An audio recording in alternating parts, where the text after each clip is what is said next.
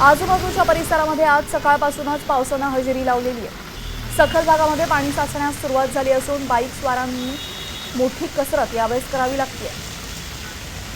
कल्याण डोंबिवलीमध्ये सुद्धा रस्ते जलमय झाल्याचं चित्र पाहायला मिळतंय आणि दुचाकी स्वारांना यावेळेस मोठी कसरत करावी लागते।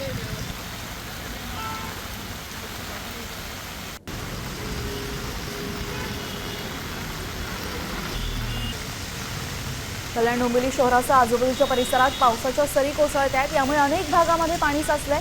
कल्याणमधील छत्रपती शिवाजी महाराज चौकासह वर्दळीच्या ठिकाणी पाणी साचल्याने इथली वाहतूक मंदावली।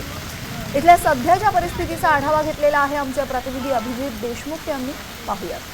कल्याण डोंबिवली महापालिका परिसरात आज सकाळपासूनच पावसाची रिपरिप सुरू आहे। सकाळपासूनच पावसाने हजेरी लावलेली आहे। एकंदरीतच आज सकाळपासून पावसाची रिपरिप जरी सुरू असली तरी अधूनमधून कल्याण डोंबिवलीमध्ये पावसाचा जोर वाढतोय। पावसाच्या जोरदार सरी कोसळताना दिसत आहेत। आपण आता उभे आहोत कल्याणमधील छत्रपती शिवाजी महाराज चौक आहे। गेल्या आठवडाभरापासून दर दिवस कोसळणाऱ्या तासाभराच्या पावसात या चौकामध्ये जवळपास गुडघाभर पाणी साचत होतं। मुख्य रहदारीचा चौक असल्यामुळे या चौकामध्ये मोठ्या प्रमाणात वाहतूक कोंडी देखील झालेली पाहायला मिळत होती।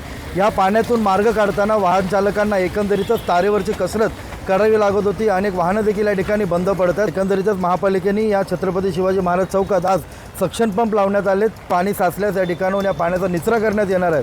मात्र जर हा पावसाचा जोर असाच कायम राहिला किंवा वाढला तर महापालिका क्षेत्रातील इतर सखल भागात देखील पाणी साचण्याची शक्यता नाकारता येत नाही। अभिजित देशमुख, साम टीव्ही, कल्याण। तर कल्याणमधली तुम्ही सद्यस्थिती पाहिली। मोठ्या प्रमाणात इथे पाऊस सुरू आहे। सखल भागांमध्ये पाणी साचतंय